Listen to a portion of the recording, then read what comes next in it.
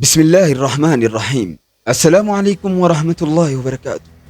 كرولوس عثمان سيزيني تربفا كتا لما فتي بغن غان دفتن كتا تكفادر بكيستي عثمان بي من مري يعني شير كيستي أكا أمة ولدتك أبي مريا تشاجرو برتني جرت سنجنتي علمي أورهام بي دالتي أكا جرو في ودون كنا أكا عثمان بي تيجي برتني جرتو كانان ألتي ياي عثمان بي وكام من مري عثمان بي كيستي بلشان مقالا بورسا أكا متي أمة جنقرسا أكا جرو اللي إمامي جرا كنور بي في فزال لبي علمي عثمان بي akka ummata hin cunqursineef akeekachiisuudhaaf gara masaraa sanaa deemanii jiru.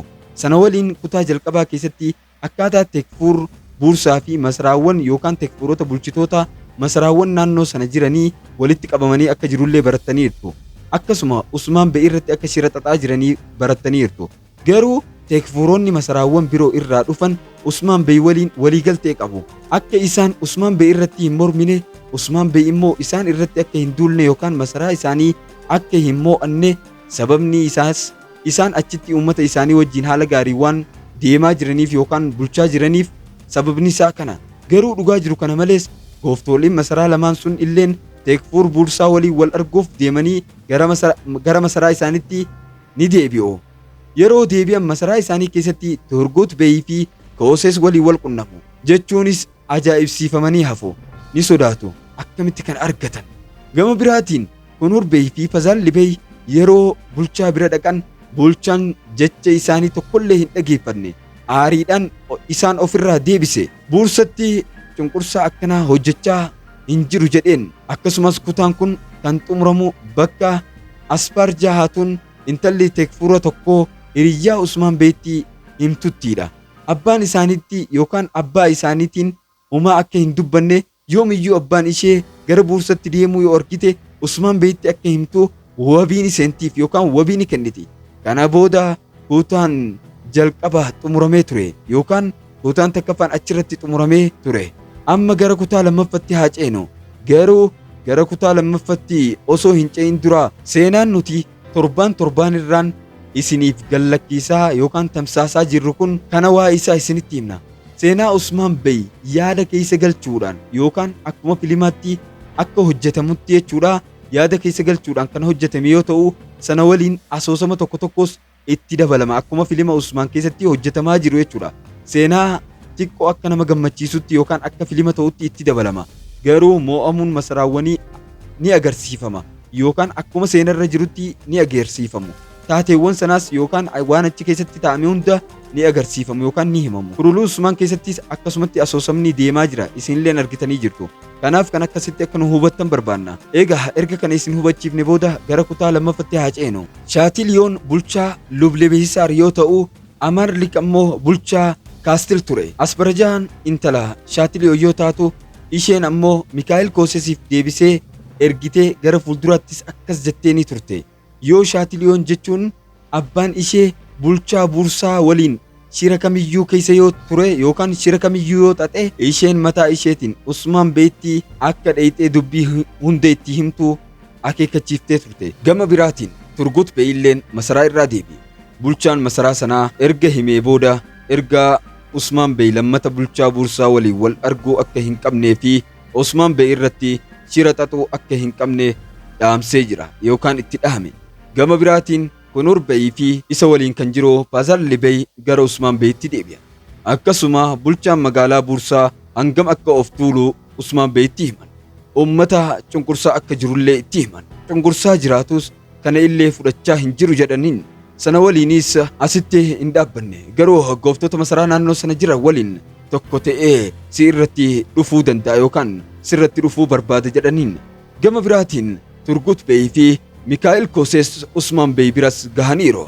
Akkasuma odeeffannoo qaban Usmaan Beetti dabarsaniiru. Sana booda Usmaan Bey yeroo dhiyootti murtoo guddaa buursaa ilaalchisee murtaa'uu akka danda'u itti dhaga'ame yookaan yaaduu jalqabe. Ammaaf garuu Usmaan Bey nama hunda duratti manni marichaa ammaaf akka darbee dubbateera. Booda irrattis ni mari'atama jedheen.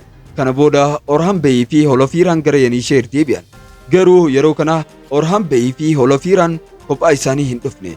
Garuu mucaa ofii isaanii wajjin mucaa isaaniitii wajjin qabatanii dhufan yookaan daa'ima isaanii fidanii dhufan. Yenisheer yommuu seenan simatamanii turan.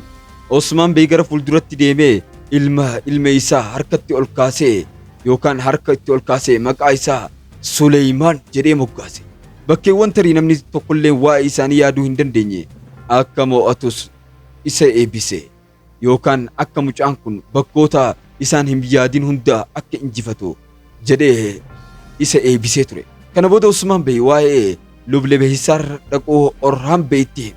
Akkasuma daldala Usmaaniyaa achitti taasifamu ilaaluu fi akkasuma bulchaa sana hordofuu jedhamee itti kenname. Orhaan Bey ajaja Usmaan Bey ajajamee kaarbaana daldalaa isaa waliin gara Lublebehisaar deeme. Lublebehisaar yeroo gahu immoo Asbarjahaatun waliin wal bare.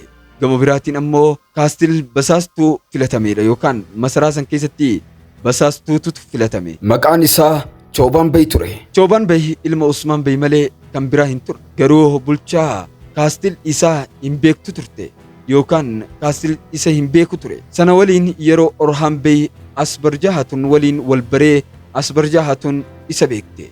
Nama addaa Turkii ta'uu isaa nama idilee ta'uu akka hin dandeenye yookaan nama dhuunfaa akka ta'uu hin dandeenye itti fakkaate. Daldala ilaalchisee sanadoota tokko irraa argachuun eessaa akka dhufe gaafatte. Kanaaf Orhaan Bey ajaja Usmaan Bey ani ilma isaati ani daldalaaf gara masaraa kee dhufeen jee itti hime. Yeroo dhiyootti immoo dhimma daldalaa koo xumuree deebi'e jedheen. Gama biraatiin Asbarjahaatun Usmaan Bey ilma isaa daldalaa qofaaf akka as erge beekuun isaa isa ajaa'ibe yookaan isi ajaa'ibsiifte. Maalumaafuu Orhaan Bey daldalaaf qofa osoo hin taane kaayyoo biraatiifis akka as dhufe hubachuu hin dandeenye. Garuu sana waliin Asbarjahaatun waa'ee Orhaan Bey dhageessee turte. Gaa'illi isaa Olofiiraa wajjin akka ta'e kun ta'ee osoo jiruu isheen isa jaallachuu eegalte. Yeroo haasawaa sanatti Asbarjahaatun akkasumas Mikaa'el Kooses dhufee akkan itti hime dubbate. Abbaan koo lammata Takfur Buursaa waliin akka michuu hin taane yoo wanti akkanaa si mudate hin yaadda'in. Kana irratti Orhaan Bey Asbarjahaatun galateeffateera. Gama biraatiin Choobaan Bey gara kaastil yeroo deemu wanti tokko achitti ta'e. Sana booda bulchaan kaastil Amaarrik ni bare. Kun ilma Usmaan Bey ta'uu isaa. Kanaafidha akkuma namni kun jechuun ilmi Usmaan Bey masaraa kana keessaa bahuu jedhetti masaraa keessa miti. Masaraa keessatti osoo hin taane masaraa alatti isa ajjeesna jedhee ture. Karoora kana baasan. Gama biraatiin Usmaan Bey ilma Gunduz Bey Aktaamur waame. Akkasumas daandii naannoo Buursaa hunda irratti waardiyyaa akka cimsan ajajee achitti ciminaan fi masaraa lama akka ijaaraman ajaje. Aktaamur ajaja Usmaan Bey ajajamee gara lafa isaa naannoo Buursatti deeme. Hojii ciminaa fi masaraa ijaaruu achitti jalqabe. Kana dhagahuun Tekfurri Buursaa baay'ee isa aarse. Usmaan Bey hidha naannoo isatti akka cimsu ni beeka ture. Kanaafidha ammas bulchaa Lublebehisaarii fi bulchaa kaastil qunnamuu qaba jedhee kan yaade. Namoonni isaa yommuu gara isaanii dhaqan garuu lamaan isaanii dhufuu didan. Maaliif jennaan Usmaan wajjin waliigaltee qabu waan ta'eef. Kana irratti bulchaan Buursaa ofii isaatii gara Lublebehisaar dhufee jedhee Amaarrik bulchaa kaastil akkasuma gara Lublebehisaar akka dhufu itti hime. Kana jechuun amma Lublebehisaaritti walitti qabamuuf turan. Akka waan Usmaan Bey naannoo isaaniitti hidha cimsaa jiru kamiyyuu kanaaf furmaata argachuu danda'aniif. Gama biraatiin akkuma Choobaan Bey kaastil gadhiiseen loltoonni bulchaa Amaarrik isa hordofan. Dhugaadha Choobaan Bey Amaarrik gara Lublebehisaar yeroo deemu argee ture. Garuu erga loltoonni Bizaantii isaan haleelanii fiiguuf fedhan malee fiiguu hin dandeenye. Akjaa fi Hasan Bey yeroon dhufanii Choobaan Bey baraaruu isaanii gaarii ture. Isaantu dhufee lubbuu isaa baran. Gama biraatiin bulchitoonni Buursaa fi kaastil Lublebehisaar yeroo gahan Asbarjahaatun isaan argite. Amma qormaataa Asbarjahaatun ture. Achumaan Orhaan Bey bakka inni hojii daldalaa isaa hojjechaa jirutti beeksifteef. Oduun kun immoo Orhaan Bey baay'ee barbaachisaa akka ture beekamaadha ture. Kanaafidha Orhaan Bey yeroo dhiyootti gara Usmaan Bey deebi'ee haala jiru hunda Usmaan Beyitti akka beeksisu kan murteesse. Orhaan Bey akkuma Lublebehisaar gadhiiseen bulchitoonni sadan achitti argaman murteessan. Sana bakka Aktaamur hojjechaa jiru sanitti jechuunis cimina bakki sun duulamuu qaba jedhanii dubbatan.